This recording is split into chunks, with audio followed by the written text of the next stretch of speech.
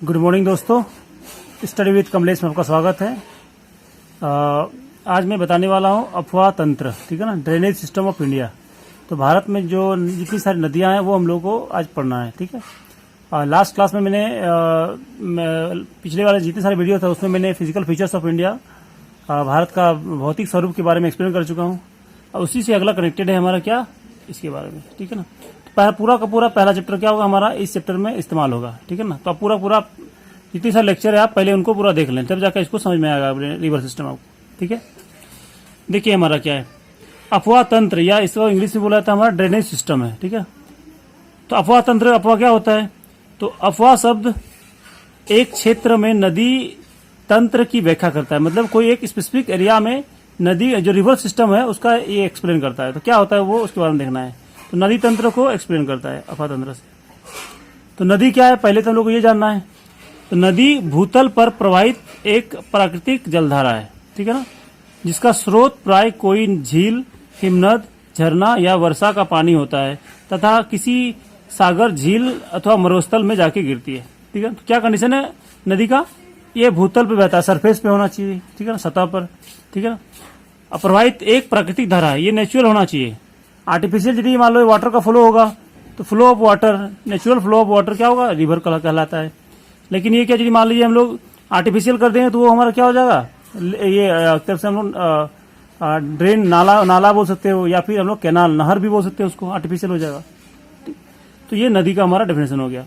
तो वो कहाँ से निकलती है नदी, कोई ना कोई झील से निकल सकती है, या फिर हिमनद से, ग्लेशियर से, या फिर झरना से, वाटरफॉल, या फिर वर्षा का पानी से होता है, ये इसका स्रोत होता है। और फाइनली क्या होती है, कहीं न कहीं किसी सागर में, झील में या मरुस्थल में जाके मिल जाती है। तो हमारा ये वाला पार्ट हो गया, ये नदी का हमारा डेफिनेशन हो गया यहाँ से यहाँ तक। जबकि नदी एवं इसकी सहायक नदियां मिलकर नदी तंत्र का निर्माण कहलाती है। नदी तंत्र का मतलब क्या होता है, नदी तंत्र में और जो मेन रिवर है और उसकी ट्रिब्यूटरीज, वो सब मिला के क्या होता है, एक तंत्र का सिस्टम का, रिवर सिस्टम को डिफाइन करता है, ठीक है ना। तो रिवर सिस्टम में सिर्फ और मेन रिवर और ट्रिब्यूटरी है, इसके अलावा भी बहुत सारी चीज होती है, जैसे मैं अभी बताता हूँ। देखिए यहाँ पे तो नदी तंत्र में कौन कौन आएगा, नदी तंत्र के अंतर्गत कैचमेंट एरिया, जल ग्रहण क्षेत्र, ठीक है, वो मैं अभी एक्सप्लेन करने वाला हूँ इसको। दूसरा क्या होगा, ड्रेनेज बेसिन, जल विभाजक या जल संभर, वाटरशेड, सहायक नदियां, ट्रिब्यूटरीज, झीलें, जलप्रपात, वाटरफॉल्स, बांध, नदियों के किनारे स्थित शहर इत्यादि शामिल है। तो मैं इन सबको एक एक करके एक्सप्लेन करने वाला यहाँ से यहाँ तक, ठीक है। तो पहला हमारा क्या होगा, जल ग्रहण क्षेत्र। देखिए उसका मैं डेफिनेशन लिखा हूं पहले। तो कैचमेंट एरिया किसे कहा जाता है, एक नदी विशिष्ट क्षेत्र से अपना जल बहाकर लाती है, जिसे जल ग्रहण क्षेत्र कहा जाता है। मतलब एक रिवर क्या होता है, एक स्पेसिफिक एरिया से अपना जहां से जल लाती है वो क्षेत्र क्या होगा, उसका जल ग्रहण क्षेत्र हो जाएगा आपको, ठीक है। नाम हिंदी के नाम से पता है, जल जहां से ग्रहण करता है, ठीक है। तो इसको मैं ये मैप में दिखा देता हूं, ठीक है ना। ये देखिए मैं यहाँ पे एक मैप बनाया हूँ, ये आपको नदी दिख रही होगी, ठीक है ना। नदी देखिए यहाँ से पानी ले रही है, इधर से भी ले रही है, इधर से भी, ये पूरा इलाका क्या हो जाएगा, ये नदी का कैचमेंट इलाका हो जाएगा, यहाँ से यहाँ तक जहां से वो पानी लाएगी, ठीक है ना।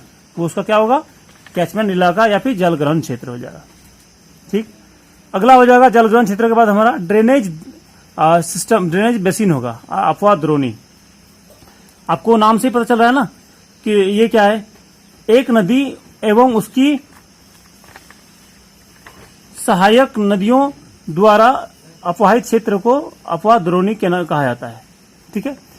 ये क्या होता है, द्रोणी मतलब क्या होता है, बेसिन मतलब क्या होता है, आपके घर में या किसी घर में भी आपने देखा होगा कि वॉश बेसिन होता होगा, ठीक है ना। तो वॉश बेसिन देखा होगा, चारों तरफ से पानी आते हुए क्या होता है, एक जगह में होते हुए पाइप से होते नीचे चला जाता है, तो वो हमारा बेसिन है। सेम नदी का कंडीशन है, नदी में भी देखिए, ये देखिए मेन रिवर है, चारों तरफ से पानी आते हुए इस नदी में होते हुए पानी चला जाता है। तो इसलिए क्या हो गया हमारा, ये जो इलाका क्या होगा, ये बेसिन हो गया। इसे हम लोग रिवर बेसिन कहा जाता है या फिर ड्रेनेज बेसिन के नाम से जाना जाता है। हिंदी में अफवाह द्रोणी के नाम से जाना जाता है, ठीक है, बस ये समझना है। तो ये हमारा क्या हो गया, अफवाह द्रोणी हो गया। तीसरा हमारा सब्जेक्ट है क्या, टॉपिक है हमारा जल विभाजक। तो जल विभाजक या जल संभर, या इंग्लिश में से वाटरशेड कहा जाता है। तो क्या होता है ये देख लेते हैं। एक अफवाह द्रोणी को दूसरे से अलग करने वाली सीमा को जल विभाजक कहा जाता है या जल संभर कहा जाता है। मतलब एक रिवर बेसिन से ठीक है ना, एक ड्रेनेज बेसिन से दूसरे ड्रेनेज बेसिन को अलग करने को क्या कहता है, हमारा जल विभाजक। देखिए जैसे मान लीजिए ये एक रिवर सिस्टम है, ये अलग सिस्टम है, और ये एक अलग है, ये रिवर ए है, रिवर बी है मान लीजिए, तो दोनों के बीच देखिए जो उठा हुआ पार्ट है ये इन दोनों को अलग कर रहा है, तो ये क्या हो जाएगा, हमारा वाटर शेड होगा या फिर जल विभाजक। दो जल को विभाजित कर रहा है, इसलिए इसका नाम क्या हो गया, इसका जल विभाजक क्षेत्र हो गया। अब बताइए जल विभाजक क्षेत्र के अंतर्गत कौन कौन सा हमारा पार्ट आएगा। जैसे कोई पर्वत है तो पर्वत से क्या होगा, उसके दोनों साइड नदियां निकलेगी, तो वो पर्वत क्या हो जाएगा, वो दोनों नदियों का क्या हो जाएगा, जल विभाजक हो जाएगा। जैसे हिमालय है, हिमालय भी हमारा जल विभाजक है। उसके उत्तर की ओर चाइना की तरफ जो निकलने वाली नदियां हैं और भारत की ओर दक्षिण की ओर निकलने वाली नदियां हैं, उन दोनों के बीच क्या काम कर रहा है, वो हमारा जल विभाजक का काम कर रहा है। हर पर्वत, जितने सारे पर्वत है वो क्या होता है, एक जल विभाजक है, क्योंकि दोनों साइड से उसकी नदियां निकलती है पहले, तो वो क्या होगा, जल विभाजक होगा।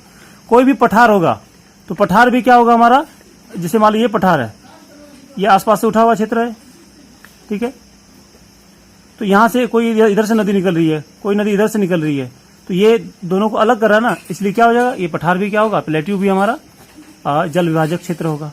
ठीक है, तो इसका मतलब कोई भी प्लेट्यू, पठार या फिर माउंटेन जो, या फिर कोई भी उच्च भूमि जो मतलब जो अपलैंड हो, जो आसपास से उठा हुआ हो, वो क्या होगा हमारा, वो जल विभाजक का काम करेगा। ठीक है, तो ये जल विभाजक का मतलब आपने समझ गया होगा। बताइए इसी तरह से मैंने आपको बताया था कितने सारे माउंटेन है, अरावली पर्वत, ये भी जल विभाजक होगा। मैंने बताया था वेस्टर्न घाट, ईस्टर्न घाट्स, हिमालय माउंटेन, ये सारे के सारे क्या है, हमारा जल विभाजक काम होगा। ठीक है, अब इतने सारे चीज आ गए, ये हमारा। अब देखिए ये हमारा जल विभाजन का परिभाषा होगा। बड़ी नदियों का जल ग्रहण क्षेत्र, जो बड़ी रिवर है उसका कैचमेंट एरिया क्या होगा, बड़ा होता है, तो इसे हम लोग नदी द्रोणी कहा जाता है, या फिर रिवर बेसिन कहा जाता है, या फिर ड्रेनेज बेसिन कहा जाता है। जबकि छोटी नदियों को क्या, वो नालों का क्या कहा जाता है, अपवाही जल को वाटर शेड कहा जाता है, जल ड्रेनेज। ये दो हमारा अलग पार्ट हो गया, आप लोग इसमें ध्यान नहीं देना है। नदी द्रोणी का आकार बड़ा होता है, जबकि जल संभर का आकार छोटा होता है, क्योंकि बड़ा है तो उसे उसका ऑब्वियस है, उसका आकार बड़ा होगा, और जल संभर का छोटा होगा। ये वाला आपको मैं पहले ये बता देता हूँ, मेरे जितने भी सारे नोट्स होंगे, ठीक है ना, थोड़ा डिटेल में है, ठीक है ना, आप उसमें जिनको, जो लोग पीसीएस वगैरह के लिए हैं, ठीक है ना, या फिर यूपीएससी के लिए, वो आप पूरा डिटेल से पढ़ें, ठीक है ना। लेकिन जो एसएससी वगैरह के लिए है वो थोड़ा स्किप कर सकते हैं, 2-4 वीडियो, ठीक है। लेकिन समझने के लिए आपको ये पूरा पढ़ना पड़ेगा, जब तक ये नहीं समझेंगे आपको फैक्ट्स याद नहीं होगा, इसलिए मैं बता रहा हूँ पूरा डिटेल के साथ। एक बार पढ़ना है, लेकिन आप उसको डिटेल से पढ़ें, ठीक है ना, इसलिए मैं पूरा डिटेल से आपको आराम समझ सकते हैं। थोड़ा वीडियो लंबी हो जाएगी, कोई बात नहीं है, लेकिन आराम से आप देख सकते हैं। ठीक है, तो आपको वीडियो थोड़ी लंबी हो सकती है, लेकिन आप आराम से पढ़ें। ठीक है, आपको एक एक चीज पढ़ने से क्या, मैं सारा का सारा चीज सीक्वेंस में कराया हूँ, ठीक है ना, एक एक स्टेप बाय स्टेप, एक भी स्टेप में जंप कराया नहीं, इसलिए आराम से थोड़ी वीडियो लंबी हो जाएगी, लेकिन आप करें जरूर, ठीक है, ताकि समझ में आएगा। ठीक है, अब अगला देखते हैं। अब नदी द्रोणी या जल समर, जो हमारा ड्रेनेज बेसिन है या फिर वाटर शेड है, ये दोनों क्या होता है, एकता का परिचायक है। ठीक है, कैसे एकता का परिचायक है, ये जैसे मान लीजिए हमारा ये वाला, ये हमारा रिवर बेसिन है, ये क्या एकता का परिचायक है, मतलब यूनिटी का सिंबल है। कैसे, देखिए यहाँ पे कुछ चेंजेस होगा, यहाँ पे पानी में क्या हो जाएगा, कमी आ जाएगी। इस रिवर में पानी की कमी होगी, इसमें यहाँ पे भी पानी कमी हो जाएगी। यहाँ पानी बढ़ जाएगी, या इधर कहीं पे पानी बढ़ जाएगा, तो यहाँ पे भी पानी बढ़ जाएगा। मतलब एक में यदि चेंजेस होगा तो दूसरे में भी उसका चेंज आपको साफ साफ दिखेगा। तो ये सभी एक ही है, यूनाइट है, ठीक है ना, एक में परिवर्तन दूसरे में भी परिवर्तन होगा, इसलिए इसको, ये हमारा एकता का परिचय है। ये क्वेश्चन अभी तक तो पूछा नहीं गया है, लेकिन ये क्वेश्चन क्या है ना, ऑप्शन में या फिर यूपीएससी वगैरह में आप इसको एक विकल्प के तौर पे दिया जा सकता है, ऑप्शन दिया जा सकता है आपको, ठीक है ना, कि नदी द्रोणी जल समर एकता का परिचय है, इसको एक स्टेटमेंट दिया जा सकता है। आप तब दिक्कत हो जाएगा, समझ में नहीं आएगा यदि आप यहाँ डिटेल में नहीं समझेंगे तो, ठीक है ना। आगे देखते हैं, इनके एक भाग में परिवर्तन का प्रभाव अन्य भागों एवं पूर्ण क्षेत्र में देखा जा सकता है। अभी जो मैंने बताया, एक्सप्लेन किया, एक भाग में परिवर्तन, दूसरे भाग में भी परिवर्तन आ सकता है, ठीक है। इसलिए इन्हें सूक्ष्म, मध्यम, बृहत नियोजन इकाइयों एवं क्षेत्रों के रूप में लिया जाता है। माइक्रो, मेसो और मैक्रो प्लानिंग यूनिट्स के रूप में लिया जाता है। जैसे मान लीजिए प्रशासन का जब भी हमारा कोई भी जिला का विभाजन होता है, कुछ यूनिट किस आधार पे किसी जिला का बंटवारा होता है, कुछ ना कुछ बेसिस होता है। तो देखिए जब भी हमारा किसी क्षेत्र का विभाजन होता है, तो एक नदी द्रोणी वाले क्षेत्र को एक यूनिट में रखा जाता है। क्यों? क्योंकि यहाँ के लोगों का कल्चर क्या होगा, एक जैसा होगा, यहाँ के लोगों का प्रभाव क्या होगा, एक जैसा होगा। इसलिए एक प्लानिंग यूनिट, मतलब एक प्लानिंग यूनिट के रूप में होता है, ठीक है ना। आपको ये समझ में आना चाहिए। जैसे यहाँ पे ये नहीं, जैसे मान लो जिला बनाना होगा तो हम लोग क्या बनाएंगे, यहाँ से यहाँ वाले को एक जिला घोषित करेंगे, ये वाला नदी क्षेत्र को एक जिला घोषित करेंगे। ऐसा नहीं कि यहाँ से आधा इधर से लिए आधा इधर से, तो ये प्लानिंग आपको गलत हो जाएगी। ये प्लानिंग के तहत आपको क्या बहुत दिक्कत होगा, क्योंकि यहाँ का सिस्टम अलग है, यहाँ का सिस्टम अलग है। तो ये जो हमारा नदी द्रोणी है और जल संभर है, ये हम लोग क्या होता है, प्लानिंग जब करते हैं तो ये प्लानिंग यूनिट के रूप में लिया जाता है, ठीक है। आप लोगों ये चीज है। तो इतना हो गया हम लोग का ये नदी द्रोणी वाला सिस्टम। अब हम लोग देखते हैं कि ये तो हमारा बेसिक था। अब हम लोग आते हैं अपवाह तंत्र का वर्गीकरण। हमारा जो इसका क्लासिफिकेशन देखते हैं कि भारतीय अपवाह तंत्र को विभिन्न आधारों पर वर्गीकृत किया जाता है। कैसे? समुद्र कौन कौन से विभिन्न आधार, मतलब कौन कौन से आधार पे वर्गीकरण किया जाता है। समुद्र में जल विसर्जन के आधार पर इसे दो समूह में बांटा जाता है। मतलब नदी के आउटफ्लो के आधार पे नदियों को कितने भागों में बांटा गया है, दो भागों में बांटा गया है। कैसे? पहला हमारा कौन सा हो गया कि अरब सागर का अपवाह तंत्र, मतलब जो नदियां अरब सागर में अपना जल विसर्जित करती है उसको इस समूह में रखा गया है। दूसरा क्या है, बंगाल की खाड़ी का अपवाह तंत्र, जो नदियां बंगाल की खाड़ी में अपना जल विसर्जित करती है उनको इस समूह में रखा गया है, ठीक है। अब देखिए ये अपवाह तंत्र दिल्ली कटक, मतलब दिल्ली रीज, कटक मतलब क्या होगा, रीज हो गया, दिल्ली रीज।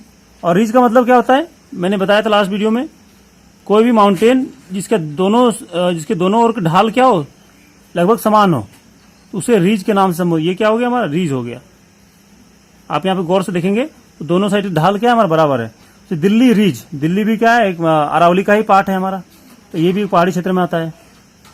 दिल्ली रीज, अरावली और सह्याद्री, सह्याद्री मतलब वेस्टर्न घाट का हमारा महाराष्ट्र में इस नाम से जाना जाता है। ये सह्याद्री द्वारा विलग किया जाता है, विलग मतलब अलग किया जाता है। देखिए आपको मैं ये मैप दिखा रहा हूँ, यहाँ से ये जो लाइन में दिया हूँ, ठीक है ना, यहाँ से इस लाइन से हमारा इधर वाला जितनी सारी नदियां बहती है सारा कहाँ, बे ऑफ बंगाल में या बंगाल की खाड़ी में। ये हमारा कहाँ हो गया, वे ऑफ बंगाल हो गया, ठीक है। इधर की सारी नदियां कहाँ आती है, बंगाल खाड़ी में आती है। और जबकि ये जो इसके जो वेस्ट में हमारा पार्ट है, ये सारा कहाँ, अरेबियन सी में या अरब सागर में आती है। तो अधिकतर पार्ट हमारा कहाँ पे है, अरेबियन सी में। देखिए यहाँ पे कुल अपवाह क्षेत्र का लगभग 70% बंगाल खाड़ी में, अभी मैंने दिखाया, देख सकते हैं आप, 70% इधर और 23% क्या हो गया हमारा इधर। ये अभी तक यूपीएससी कहीं या किसी एग्जाम में पीसीएस में पूछा नहीं गया है, ऐसा स्टेटमेंट आ जा सकता है, ठीक है ना। 77% रिवर्स क्या होती है, बे ऑफ बंगाल में अपने मर्ज करती है, और 23% अरब की सागर में जल विसर्जित करती है, ठीक है। ये पहला हो गया। तो यहाँ पे एक चीज मैं दिखा देता हूँ आपको, दिल्ली रीज और अरावली, ये मैप में आपको तो दिखा देता हूँ थोड़ा सा। देखिए सॉरी, देखिए यहाँ पे ये अरावली पर्वत है, ये हमारा दिल्ली रीज है। यहाँ से देखिए सारी रिवर, ये आसपास उठा हुआ क्षेत्र है, इधर यहाँ ये ऊंचा वाला क्षेत्र है, इधर क्या ढलान है, सारी नदियां इधर जाती है और यहाँ से सारी इधर आती है, ये दिल्ली रीज। और ये हमारा क्या हो गया, ये लाइन होते हुए इधर से होते हुए हमारा पश्चिमी घाट, ये पश्चिमी घाट क्या हो गया, नीचे हो गया, इधर से होते ये वाला पार्ट हो गया। इसलिए सारी नदियां क्या होती है, इधर इधर सबसे ऊंचा वाला पार्ट है ये सारी नदियां ईस्ट की ओर फ्लो करती है, यहाँ से इधर वेस्ट की ओर फ्लो करती है।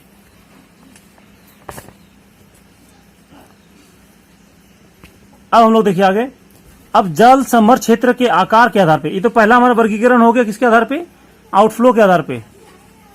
एक मिनट, अभी हमने क्या बताया, जल विसर्जन के आधार पे इसका दो समूह बांटा गया है। अब हम लोग किसके आधार पे जानेंगे, जल समर क्षेत्र के आधार पे, मतलब वाटर शेड के आधार पे हम लोग क्या हो गया, इसको कितने भागों में बांटा गया, 3 भागों में बांटा गया है। पहला क्या हो गया हमारा, इसमें देखिए पहला में बांटा गया है प्रमुख नदी द्रोणी, मतलब ऐसा नदी द्रोणी जिसकी अपवाह क्षेत्र 20,000 वर्ग किलोमीटर का क्षेत्र है, जिसका क्या हो गया, कैचमेंट एरिया कितना होना चाहिए, 20,000 वर्ग किलोमीटर से अधिक हो, उनको रखा गया है इसके अंतर्गत। इसमें हमारे 14 नदियां, बड़ी बड़ी नदियां आती है, गंगा, ब्रह्मपुत्र, कृष्णा, तापी, नर्मदा, माही, पेन्नार, साबरमती, बराक, ब्रह्मणी, ये सारी नदियां इसमें शामिल है। इसमें और भी नदियां शामिल है, जैसे महानदी, गोदावरी, कावेरी इत्यादि, इतने सारे हमारे क्या है, लगभग 14 नदियां हमारा जो पहला वाला पार्ट में हमारा प्रमुख नदियां में है। मध्यम नदी द्रोणी जो बीच वाले में है, जिनका अफवाह तंत्र 2000 से 20,000 के बीच है। कितना वर्ग किलोमीटर होगा, कितना 2000 वर्ग किलोमीटर से स्क्वायर किलोमीटर से लेके 20,000 स्क्वायर किलोमीटर के बीच होगा, उसको मध्यम द्रोणी में रखा गया है, जिसका कैचमेंट एरिया इतना होना चाहिए। इसमें कौन कौन सी हमारे 44 रिवर्स है, जैसे हो गए कालिंदी रिवर, पेरियार रिवर, मेघना river, Dhadhar river, Sharavati river, Bharathapuzha river. सारी रिवर के बारे में मैं एक एक करके बताऊंगा। अभी मैं सिर्फ स्टार्टिंग में हूं, अभी तो डेमो है, अभी तो पूरा मूवी बाकी है। अगला देखिए, तीसरा हो जाएगा कंडीशन हमारा लघु नदी द्रोणी। अब लघु नदी द्रोणी में कौन कौन सा आएगा, लघु द्रोणी जिनका अफवाह क्षेत्र 2000 वर्ग किलोमीटर से कम हो। 2000 वर्ग किलोमीटर से कौन है, ऐसे नदी कहां मिलेंगे, इनमें से न्यून वर्षा के क्षेत्र में बहने वाले बहुत सी नदियां शामिल है। जैसे राजस्थान वाले पार्ट में कुछ नदियां होगी, वो इसके अंतर्गत आएगी, ठीक है ना, जहां कम बारिश होती है वो वाला। या फिर जो हमारे मध्य भारत के आसपास कुछ नदियां हैं जहां बारिश कम होती है, ऐसे इलाकों में ये वाला तीसरा प्रकार की नदियां मिलेगी। इसका जो कैचमेंट एरिया बहुत ही कम होता है, 2000 से कम होता है। ये तो हो गया दूसरा वर्गीकरण। अब तीसरे आधार पर देखिए, उद्गम के प्रकार, उसका प्रकृति और उसकी विशेषताओं के आधार पर भी भारतीय अफवाह तंत्र को बांटा जाता है। मतलब कहां से उद्गम होती है, जैसे कोई हिमालय से होगी तो हिमालयन नदी हो गया, प्रायद्वीप से निकलती है तो प्रायद्वीपीय नदी हो गया, तो उसके आधार पर भी इसे बांटा गया है। ठीक, तो देखिए भारत में अफवाह तंत्र, जो भारत के जो अफवाह तंत्र है ना, जो हमने तीसरा टाइप बताया, तीसरा प्रकार बताया वर्गीकरण, इसी के आधार पे जो मैं बताऊंगा अभी, इसी के आधार पे बताऊंगा, ठीक है ना। मतलब उद्गम के प्रकार के आधार पे भारतीय अफवाह तंत्र को 2 भागों में बांटा गया है, ठीक है। ये वाला उद्गम के प्रकार, प्रकृति और विशेषताओं के आधार पर, ये हमारा तीसरा वाला है। इससे पहले जो 2 बताया मैंने, वो हम लोगों को नहीं पढ़ना, उसके आधार पर मैं नहीं बता रहा हूँ, ठीक है ना। नहीं, क्वेश्चन किसी भी आधार पर पूछे जा सकते हैं, विसर्जन के आधार पे, या फिर वाटरशेड के आधार पे, या फिर उद्गम के प्रकार के आधार पे। जो मैं बता रहा हूं उद्गम के प्रकार के आधार पे। देखिए, भारतीय अफवाह तंत्र में अनेक छोटी बड़ी नदियां शामिल है, ठीक है ना।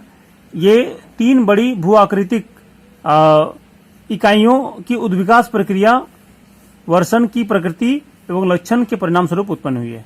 जो भारत में जो रिवर सिस्टम है, जो इवोल्यूशन, जो अर्थ के, जो हमारा जो इंडिया का जो क्रस्ट है उसका, जिससे हिमालय का विकास हुआ, प्रायद्वीप का विकास हुआ, उस प्रक्रिया के आधार पर क्या है, हमारे जो रिवर सिस्टम का डेवलपमेंट हुआ है, ठीक है। वो मैं बताऊंगा आपको कैसे जितने सारे रिवर सिस्टम का डेवलपमेंट हुआ। उद्विकास मतलब इवोल्यूशन प्रोसेस।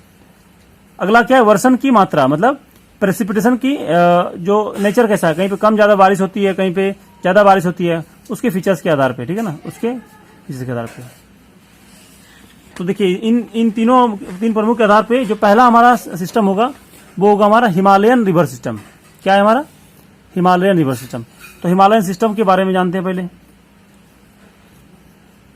हिमालय अफवाह तंत्र भूगर्भिक इतिहास के एक लंबे दौर से विकसित हुआ है। जो हमारा जियोलॉजिकल हिस्ट्री है, ठीक है ना, कि हमारा अर्थ, ये अर्थ कैसे बना, अर्थ से कैसे हमारा इंडियन और जो एशिया कॉन्टिनेंट अलग हुआ, उससे इंडिया कैसे बना, वो सारे प्रोसेस से हमारा क्या हुआ, एक प्रोसेस के बाद क्या हुआ, हिमालयन रिवर सिस्टम का डेवलपमेंट हुआ, फिर हिमालय बना, उससे बना, ठीक है। तो मैं बताता हूँ इसमें हमारे कौन कौन सी मुख्यतः लिखा हुआ, मतलब क्या हो गया, मेनली, ठीक है ना। इसमें इसके अलावा भी बहुत सारी नदियां होगी, लेकिन हम लोग को मेन वाला पढ़ना है। गंगा, सिंधु और ब्रह्मपुत्र नदी द्रोणियां शामिल है। देखिए यूपीएससी में ये वर्ड जो है इसी में फंसाता है, इसी जगह क्या कर देगा, आपको ये मुख्यतः हटा देगा, तो ऐसे ऑप्शन दिया जाएगा हिमालय में गंगा, सिंधु, ब्रह्मपुत्र नदियां हैं, तो फिर आपको गड़बड़ हो जाएगी। तो आपको ये वर्ड आपको ध्यान देना है, मुख्यतः मैंने बोला हूं, या मेनली। यहाँ की नदियां बारहमासी होती है। ऑब्वियस है, क्यों बारहमासी होती है, क्योंकि ये बर्फ पिघलने और वर्षण दोनों से होती है। देखिए बर्फ पिघलने से हो गया, और दूसरा वर्षण, मैंने वर्षा नहीं बोला, वर्षण और वर्षा में बहुत अंतर होती है। वर्षण में हमारा बर्फबारी और वर्षा दोनों शामिल होती है। वर्षा क्या होता है, जब वाटर लिक्विड के फॉर्म में गिरे तो क्या होगा, वर्षा हो गई, और जब वाटर सॉलिड के फॉर्म में गिरे तो हमारा क्या हो गया, स्नोफॉल हो गया। और इन दोनों को मिला दो तो क्या हो जाएगा, वर्षण, या इसी को हम लोग प्रेसिपिटेशन बोला जाता है। इसका मतलब वर्षण में क्या हो जाएगा हमारा, प्रेसिपिटेशन में हमारा 2 पार्ट होगा, एक स्नोफॉल प्लस रेनफॉल, ठीक है, ये वाला चीज। ये नदियां गहरे महाखड्डों से गुजरती है। मतलब अच्छा, आप ये बताइए, जैसे हिमालय है, हिमालय का मैंने बता चुका हूं, आप बताइए कि हिमालय की ऊंचाई क्या है, लगभग एवरेज हाइट क्या है, 6000 मीटर है। अब बताइए, यहां से कोई नदी आएगी, यहां से नदी पार करेगी, बताइए इस हिमालय को काटेगी ना, और काटेगी तो ये गड्ढा बनाएगी, और गड्ढा बनाने के कारण क्या होता है, ऐसे हो जाता है इसका शेप। देखिए इस तरह से इसका शेप ऐसा हो गया, और यहाँ नीचे से नदी क्या होता है, यहां से गुजरती है।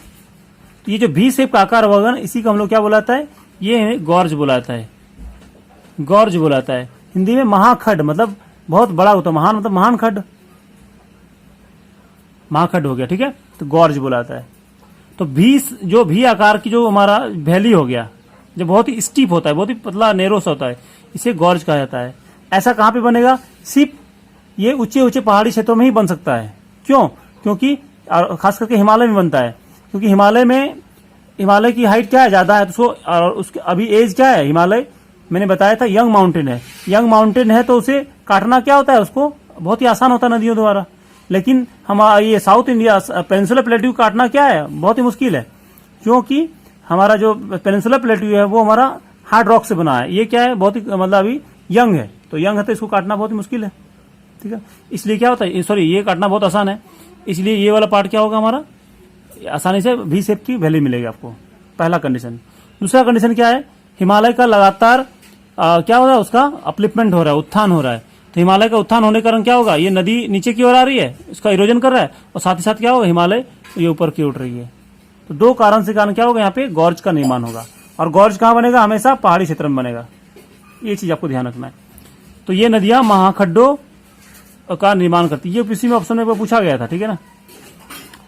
जो हिमालय के उत्थान के साथ साथ अपरदन की क्रिया से निर्मित है। अभी मैंने बताया कैसे बनता है, हिमालय का उठने से कारण बन रहा है, साथ साथ क्या है, नदियों के अपरदन के कारण बन रहा है।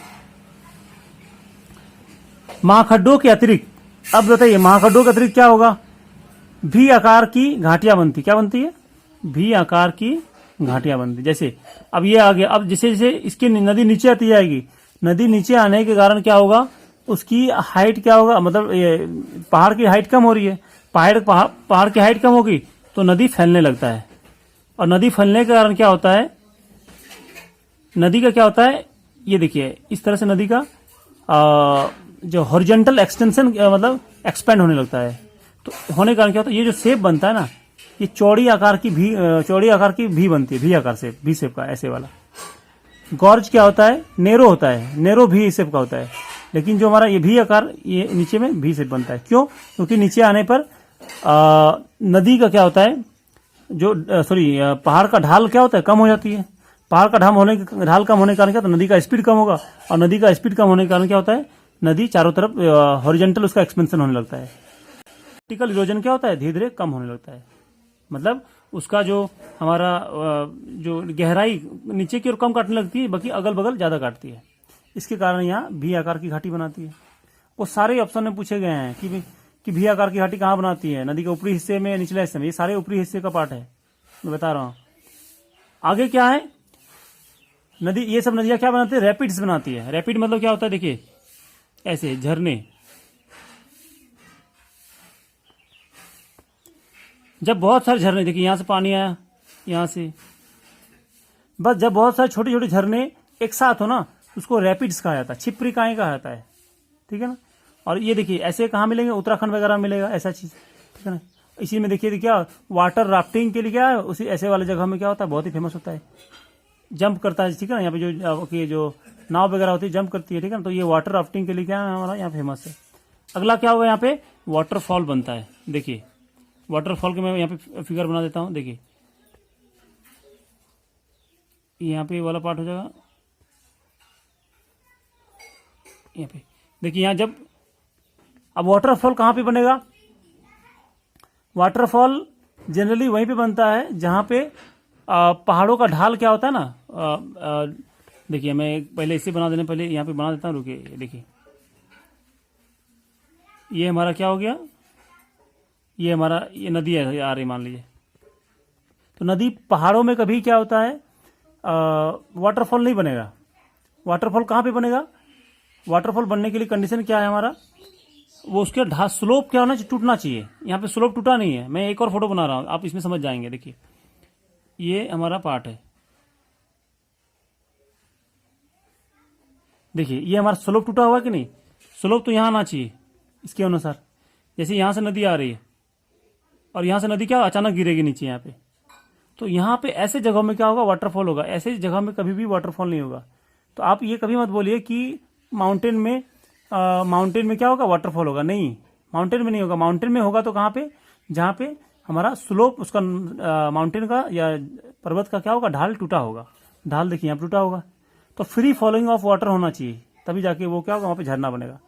तो देखिए झरने का मैं एक फोटो बनाया हूँ। देखिए यहाँ से नीचे फ्री फॉलिंग हो रहा है वाटर का, और ये इस गड्ढे में गिनेगी। तो इस गड्ढे में, इस गड्ढे का नाम बोला जाता है, इसका नाम है प्लंज पूल। प्लंज पूल, या हिंदी में बोला जाता है अवनमन कुंड। अवनमन कुंड बोला जाता है। ये नीचे वाले गड्ढे को क्या नाम है, अवनमन पुल। और ये वाला क्या हो गया, हमारा जल प्रपात हो गया हमारा। ये सारे क्या बनता है, सभी ऊपर वाले क्षेत्र में होता है। लेकिन आप एक चीज ध्यान देना कि जो हमारा ये पर्वत, ये जो झरना होता है, ये वाटरफॉल होता है, वो सबसे ज्यादा कहाँ पे होता है, हमारा पठारी क्षेत्र में होता है। क्यों होता है, क्योंकि देखिए यहाँ पे देखिए ये नदी, पठार क्या होता है, आसपास में सीधा खड़ा होता है। तो खड़ा होने के कारण नदियां क्या होता है, सीधे गिरती है 90 डिग्री में लगभग। तो उसके कारण क्या होता है, यहाँ पे झरने ज्यादा होते हैं। इसलिए झारखंड में क्या होगा ना, वाटरफॉल्स बहुत ही फेमस है। आप यहीं झरना झारखंड आइए तो कभी वाटरफॉल्स का आनंद जरूर उठाइए, ठीक है ना। ये वाला जैसे हमारा उत्तराखंड, जम्मू कश्मीर, यहाँ पे उतने आपको वाटरफॉल्स नहीं मिलेंगे जितने प्लेट्यू वाले रीजन में मिलेंगे। तो सबसे ज्यादा आपको वाटरफॉल्स कहाँ पे, पठारी क्षेत्र में। फिर कहाँ मिलेगा, पर्वतीय क्षेत्र में। और सबसे और हमारा एक तरफ से जो मैदानी इलाका है वहां पे तो मिलेगा ही नहीं मिलेगा, ठीक है ना। इसके अलावा हमारा कहाँ पे होगा, जहाँ पे भ्रंश घाटी होता है वहां पे भी क्या होता है, वाटरफॉल मिलता है, ठीक है ना। तो मैं एक एक चीज जितना बोलता हूँ, एक एक चीज आप नोट डाउन कर लें, ठीक है। मैं बहुत सारे नोट्स में लिखा नहीं हूँ, फिर भी मैं बता रहा हूँ, वो आप नोट डाउन करें। मैंने 3 कंडीशन बताया वाटरफॉल का। सबसे ज्यादा कहाँ मिलेगा, प्लेट्यू में। दूसरी बार मैंने बताया माउंटेन में। और तीसरा मैंने बताया प्लेन में तो मिलेगा ही नहीं। तीसरा बताया मैंने रिफ्ट वैली में या फिर भ्रंश घाटी में मिलेगा। जैसे नर्मदा नदी और हमारा ताप्ती नदी है, तो ऐसे नदी किनारे में मिलेगा आपको, ठीक है। ये हो गया हमारा इसमें फीचर्स हो गया। अब देखिए ये तो हमारा हो गया, इतनी जो फीचर्स बताया मैंने, ये विशेषताएं क्या, ये सारे हमारे जो लैंडफॉर्म्स है, ये भू आकृति है। ये भू आकृति पृथ्वी बनती, भू आकृति मतलब क्या होता है, जो ऐसे आकृति जो पृथ्वी बनती है, मतलब जमीन बनती है, तो सारी जमीन बनती है, भू आकृति हो गया। ये सारी भू आकृति नदी के ऊपरी वाले भाग में बनती है। नदी का 3 स्टेज होता है, अपर स्टेज, मिडिल स्टेज और लोअर स्टेज। मतलब ऊपरी भाग, बीच वाले भाग और निचला भाग। तो ये सारे ऊपरी वाले भाग में बनता है। अब देखिए बीच वाले भाग में क्या बनता है, जब ये नदी मैदान में प्रवेश करती है। अब देखिए ऊपर से क्या हुआ, धीरे धीरे ढाल कम हो रही है नदी का जब ढाल कम होती है, जैसे मान लो पूरा हिमालय खत्म हो गया। हिमालय मैंने बताया था, ग्रेटर हिमालय, लेसर हिमालय, शिवालिक के बाद क्या होता है, ढाल कम होती है, वो क्या होता है, मैदान में आने लगती है। तो शिवालिक वाले क्षेत्र में क्या होती है, जब ये मैदान में प्रवेश करती है तो ये निक्षेपणात्मक स्थलाकृति बनाती है। ये लैंडफॉर्म बनाती है। भू आकृति या स्थलाकृति एक ही होता है। निक्षेपणात्मक मतलब क्या होता है, जो निक्षेप करती है, जमा करने, डिपोजिशनल हमारा लैंडफॉर्म बनाती है। कि नदी द्वारा मिट्टी लाए गए मिट्टी के जमा करने से जो बनता है वो क्या हो गया, डिपोजिशनल हमारा लैंडफॉर्म हो गया। कौन कौन सा इसमें, तो पहला हो गया समतल घाटियां हो गया। समतल घाटी मतलब क्या हो गया, इसका मैं कुछ एग्जांपल देता हूं, यहाँ पे देख लीजिए, आप यहाँ पे बना दे रहा हूं। समतल घाटी मतलब ऐसे पता चलेगा, थोड़ा ऐसे दिख रहा है ना, ये नदी है तो लगभग समतल जैसा ही है, हल्का सा उभरा हुआ ऐसे, ठीक है ना, मतलब पूरा तरफ फ्लैट है। तो ये क्या होगा, समतल घाटियां हो गई, ठीक है। फिर क्या होता है हमारा, समतल घाटी के बाद गोखुर झीलें। अब गोखुर झीलें क्या बनती, कहाँ पे बनती है, इसका फीचर यहाँ बता दे रहा हूं। देखिए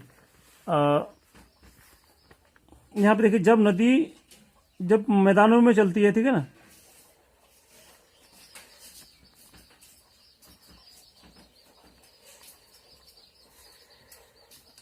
ये जब नदी मैदानी इलाकों में आती है, तो मैदानी इलाकों में आने के कारण क्या होता है, इसको डायरेक्शन दे रहा हूं पहले। तो मैदानी इलाके में क्या होता है, ढाल कम हो जाती है। और ढाल कम होने के कारण क्या होगा, नदी का स्पीड कम होगा।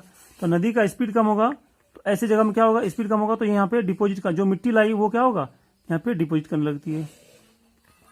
ये डिपॉजिट हो गया। अब जब यहाँ पे ये नदी डिपॉजिट कर देगी, ठीक है, तो अब ये डिपॉजिट हो गया तो ये वाला रास्ता तो ब्लॉक हो गया ना। अब ब्लॉक हो गया तो ब्लॉक होने के कारण क्या होगा, अब रास्ता इसको तो हटा नहीं पाएगी क्योंकि इसका ढाल कम हो गया, और ढाल कम होने का स्पीड कम हो गया। स्पीड कम होने का मतलब ये मिट्टी को हटा नहीं पा रही है। तो अपना ये डायरेक्शन क्या होती है, ये चेंज कर लेती है, इधर से घूम के आ जाती है, इधर से आ जाती है, ठीक है। अब इधर से आ गई, अब ये यहाँ से आ गई, और फिर धीरे धीरे क्या होता है, ये वाला इलाका भी क्या होता है, ये बंद हो जाता है। तो ये इधर ये क्या हो गया, यहाँ पे जमा हो गया, यहाँ से यहाँ तक ये वाला पूरा बंद हो गया। अब धीरे धीरे क्या होता है, नदी जब यहाँ से इधर फ्लो करने लगती है, इधर से इधर आने लगती है, और ये क्या होता है, ये ऑटोमेटिक क्या कट जाता है। देखिए ये क्या होता है, हमारा ऐसे अलग हो जाता है। ये लेक क्या हो गया हमारा, देखिए। तो ये झील क्या हो गया, ये देखिए ये कट के अलग हो गया। नदी का भाग था ये पहले, ये कट के अलग हो गया। इसका नाम क्या हो गया हमारा, गोखूर झील, या इंग्लिश में बोलता है ऑक्स बो लेक। क्या नाम हो गया, ऑक्स बो लेक, मतलब गोखूर झील। गोखूर, गो मतलब गाय हो गया, खूर मतलब गाय का जो खूर होता है, मतलब पैर का निचले वाला भाग, वो क्या हो, इसलिए उसी के जैसा, इसलिए क्या हो गया ऑक्सबोल। ये बैल का कुबड़ की तरह है, इसलिए क्या हो गया ऑक्सबो लेक हो गया हमारा, ठीक, इसलिए हो गया ऑक्सबो लेक हो गया। अगला क्या होता है हमारा, बाढ़कृत मैदान होता है। बाढ़कृत मैदान, अब निचले इलाके में और भी नीचे आने के कारण क्या होती है, नदी का ढाल और भी कम होता है। तो और भी, अब देखिए ये वाला इलाका अब नीचे में और आएगी नीचे, तो नदी और भी मिट्टी जमा करने लगती है आगे, तो बाढ़ का पानी क्या होता है, इधर फैलने लगता है चारों तरफ, क्योंकि उसका नदी का स्पीड क्या होता है, कम हो जाता है। तो पानी कहाँ जाएगा, तो चारों ओर फैलने लगता है, इसलिए किनारे किनारे क्या होता है हमारा, बाढ़ का मैदान बन जाता है। ये देखिए यहाँ से यहाँ तक, इसके किनारे भी क्या होगा, बाढ़ का मैदान बनता है।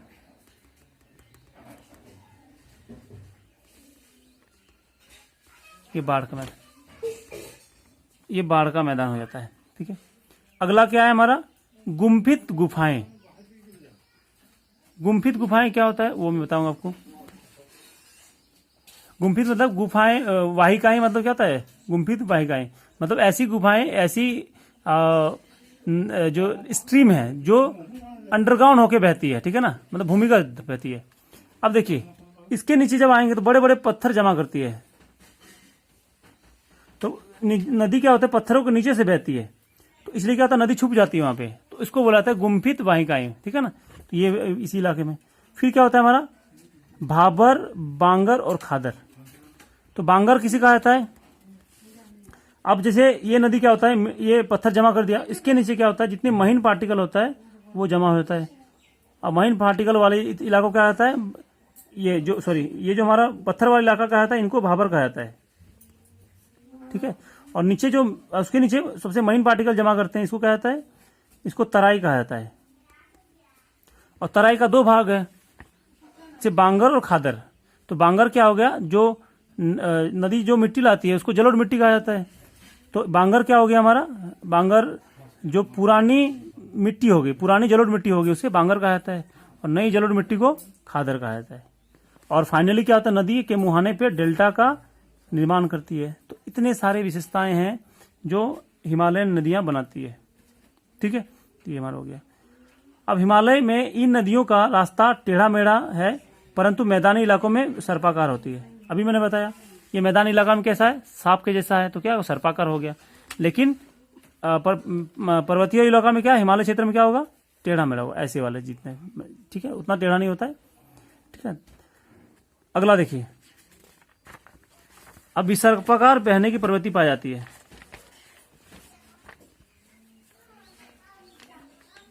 विसर्पाकार प्रवृत्ति पाई जाती है और अपने रास्ता बदलती रहती है। अब अभी बताया रास्ता बदलने के कारण क्या है, ठीक है ना। नदी पर्वतों के ऊपरी क्षेत्र में भारी मात्रा में अवसाद लाकर, मतलब जो सील्ड होता है, नदी क्या होता है, पर्वतों से मिट्टी उट्टी काट के क्या होता है, मिट्टी पत्थर रेत काट के क्या होता है, मैदानी भागों में जमा कर देती है। इससे नदी का मार्ग क्या होता है, अवरुद्ध हो जाता है, मतलब ब्लॉक हो जाता है, और परिणाम स्वरूप नदी अपना मार्ग बदल देती है। ये क्या है, नदी की मार्ग बदलने के कारण मैंने बताया यहाँ पे। जैसे कोसी नदी क्या होती है, हर साल बाढ़ आता है। कोसी नदी अपना मार्ग बदलने के लिए कुख्यात है बहुत ही ज्यादा। इसी कारण बाढ़ के आने के कारण क्या होता है, पूरा तबाह हो जाता है। बिहार वाले इलाके में हर साल आती है, इसलिए बिहार का इसे शोक कहा जाता है। ठीक है, ये हमारा इतना वाला पार्ट। तो ये आज का हमारा वीडियो था, जो मैंने कुछ एक्सप्लेन किया हिमालयी अफवाह तंत्र के बारे में, कुछ फीचर्स के बारे में, विशेषताओं के बारे में एक्सप्लेन किया। ठीक है ना। तो अभी जो अगला जो हमारा कल का टॉपिक होगा या अगली वीडियो में जब भी होगी, हिमालयी पर्वतीय अफवाह तंत्र का क्या होगा ना, इसका विकास कैसे हुआ, कैसे मतलब हिमालय का नदी तंत्र होगा, वो मैं एक्सप्लेन करूंगा। फिर इसके बाद जो हमारा अगला टॉपिक होगा उसमें मैं एक्सप्लेन करूंगा कि कौन कौन सी नदियां हैं हिमालय में, एक एक नदी के बारे में। तो पहले ये वाले जान लेते हैं। ये जानने से क्या होगा, आपको एक एक चीज का पूरा एक्सप्लेनेशन से सारे याद रह जाएंगे, बिना कारण आपको समझ में नहीं आएगा फिर। ठीक है, तो आज फिलहाल इतने रखता हूँ। आपको क्वेरीज है कोई तो मैं व्हाट्सअप ग्रुप में बनाया हूँ, आप व्हाट्सअप ग्रुप में ज्वाइन हो जाएं। उसमें आप मेरे साथ कोई डिस्कशन कर सकते हैं। ठीक है, और टेलीग्राम ग्रुप में मैं डेली क्वेश्चन भेजते रहता हूँ। आप उसमें मेरे टेलीग्राम ग्रुप में मुझे व्हाट्सअप कर सकते हैं। मैं व्हाट्सअप नंबर डिस्क्रिप्शन बॉक्स में देता हूँ, आप उसमें व्हाट्सअप कर दें, मैं आपको उसमें ज्वाइन करवा दूँगा। ठीक है, आज फिलहाल इतना ही रखता हूँ। Thank you.